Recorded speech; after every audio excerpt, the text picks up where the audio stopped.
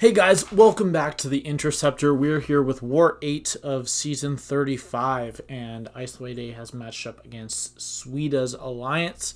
They were not that far below us. They were like 170 below us, so it's like a slight mismatch, but they are a Platinum 1 Alliance, so this is like half the matches for any Masters Alliance that's not top 5 in War rating.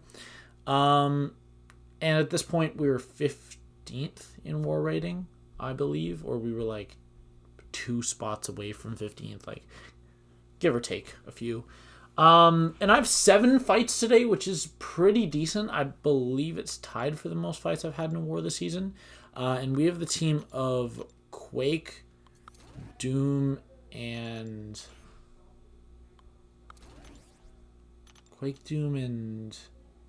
Wags? No, Red Mags, right. I have one Red Mags fight. And everyone says don't send 5 stars to war, and yet I get sent with 2. That's pretty funny. But I'm on path 6. Section 1 just wasn't loading there. It took a while to load up to the fight. I had to wait till I had a little more energy so I could reach my fights. But we actually have a decent amount of minis. We have 1, 2, 3, 4 minis and 3 path fights, so that's pretty decent. Boosting up with 30% because, of course, I have enough to finish off the season, so why wouldn't I? And we're just going to throw on the Mystic special boost. I don't like using the power back boost for Doom fights. There is definitely cycles that you can use with it. I just personally don't like them. Now, any of the 3 champions on my roster could have done this fight with their eyes closed. I chose Quake just to be a little safer. This guy, Mr. Bigums in Sweda's Alliance, I actually placed with Suicides. I did tag their officers in chats, or guys in their alliance at least, to let them know. They actually already knew. He told them that he placed with Suicides already. But this just made a couple of our fights easier. They didn't all place with Suicides. This was the only guy in the entire alliance because they are like a semi-serious alliance. They're just not quite at the Masters skill level yet. But they have a lot of good players in here. They have a lot of ex-GT40, GT40 alt accounts, or other alliances alt accounts. And they're skilled. They are not an alliance that you can underestimate because they will beat you if you do that. So I respected them a lot, and I didn't really expect the Suicides there, so I just put a quick message just in case I forgot afterwards. But I am taking this Herc with Doom. Doom is by far the best counter for this. You can use Wags if you want for the right back at it, but it's just kind of unnecessary because you have to reparry anyways to get rid of his stun immunity. So I'm just going to use that time to reparry. So what I wanted to do here is I wanted to go for my L3s, but I actually changed my mind because the knockdown from the L3 triggered his stun immunity like 2 hits into the Doom combo. It's really awkward. So I just kind of settled with what I do in this fight, which is just like the medium, light, heavy for all my knockdowns. But here my shock is... Oh, actually that shock was fine. I know later one doesn't apply. So here I just want to throw my L2. I know it's not going to put any incinerates on, but it actually does really solid damage. And then here I just have to reparry. But you're doing really good damage in this fight, so there's not really that much to worry about. So there my parry fails due to the Infuriate. We land our heavy attack, but when we're landing all of our heavies here, or all of our parries, it's actually removing his stun immune charges, so it's really nice. Here we're going to throw another heavy, but I didn't realize in time that the protection was back. So I did realize in time, so I just kind of adjusted it. And then here I'm going to push him into immortality, immediately use my L1, and he's dead. Just slightly over a minute, and I end with 100% health. Cannot be mad at that. So now we have this Peni Parker on Power Snack. So I'm just going to change up my masteries here with Red Magneto so that I have Max Pacify and Petrify. That's just going to make this fight a whole lot easier because really this entire fight I only want to be hitting him while he's stunned. So I was just making sure to put on full parry, full dex, only 1 point in limber, or sorry, full parry, full stun duration, 1 point in dex, 1 point in limber, and then 3 in the other two. And then I saved that 1 point, or no, I actually put it back in limber. Okay. So here we go for our next fight, which is going to be Peni Parker on Power Snack. Now I actually have taken this fight previously. It was a rank 4 6-star, and that was I forget who that was against, what alliance. But I threw on an invuln here just to be safe. It is a waste because this is a perfect fight, I believe. But yeah, Red Mags just completely shreds this fight. Does really well there. I didn't have my magnetize up yet when I parried. That's why my parry stun was so short. But now my parry stuns are going to be longer, so I can charge heavy if I want. But what I usually do is I don't charge heavy until I'm already at 2 bars, because by then you pretty much have just the perfect amount of heavy attacks to get to an L3 while having a very good amount of prowess that is going to kill him. So at this point now I'm going to start charging heavy attacks. I'm at 15, and he is going to auto block me sometimes because I believe his auto block has a weird thing with ability accuracy. But at this point I only need to bait 2 more heavies, and he actually just threw that L1 on his own, and I am actually going to recover just in time to keep my prowess, just barely in time. But at this point I only need to land 2 more heavy attacks. There's 1, and here's 2, and I chose not to charge it. I chose to get my special 3 off during the stun so that it would give him less combat power rate, and he did. It just insta-kills him. Well, not quite, but the bleeds after. Now, this fight, to be clear, I know exactly the way Nova works, and I know he takes like massively reduced damage against unblockable hits. But in this fight, I am going to throw my L1 while I'm unblockable, and that's just because of how safe of a fight it was. There's never a point in this fight where it gets a little sketchy.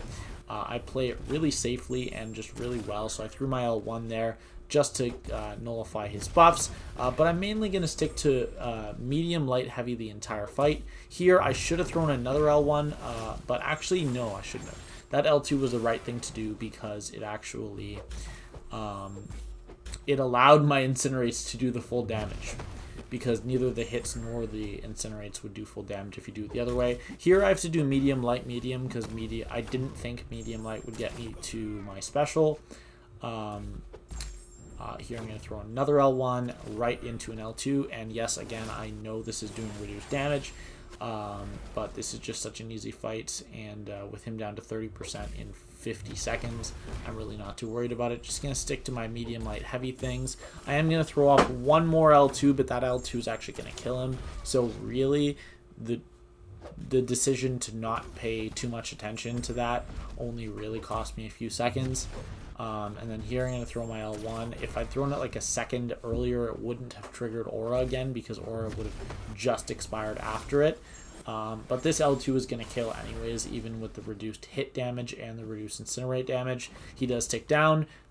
Just an insanely safe fight with Doom. I don't even believe you'd die if you tanked an L3, but still don't do that. Next fight is up against this Vision, and I was kind of just trolling here, so I think I'm going to throw in an invuln boost as a joke.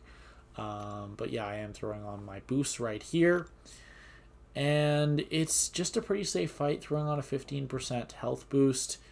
Not too much to say here. Throwing on a SP3 resistance? No. I guess I thought there was no chance that any of these defenders would do it. But yeah, this node has heal block whenever Aarkus throws a special, so I'm literally just trolling when I throw on that invuln boost. But Doom is by far the best counter to Aarkus in the game. It's just a complete hard counter. The man is traumatized and crippled from Dr. Doom. And you don't even really have to do that much to get him to his L3 there. I saw my shock was about to expire, so I knew I had to throw my heavy right out of my medium attack. And it pushed him to 2 bars, which is perfect. But the thing about Aarkus that makes it even easier for Doom is that when you control his power, he gains additional power gain buffs, which you just steal with your Sig ability. So here I would nullified all 3, and I actually meant to throw my L2, but I couldn't because I had 4 power gains on me, and I was shot instantly to a special 3 out of my L1. And this L3 just kills, so like you can't do a better fight than that. It might be like 3 seconds faster if I had thrown that L2 as opposed to getting to my L3. But yeah, pretty much perfect. And now we have this rank 4 Claire, and I'm just going to Quake it. Pretty straightforward fight. I'm throwing on an invuln boost because I have 2 Quake fights to end my war, the last of which is the rank 4 Hulkling, but I did have 2 rank 4s to end my war.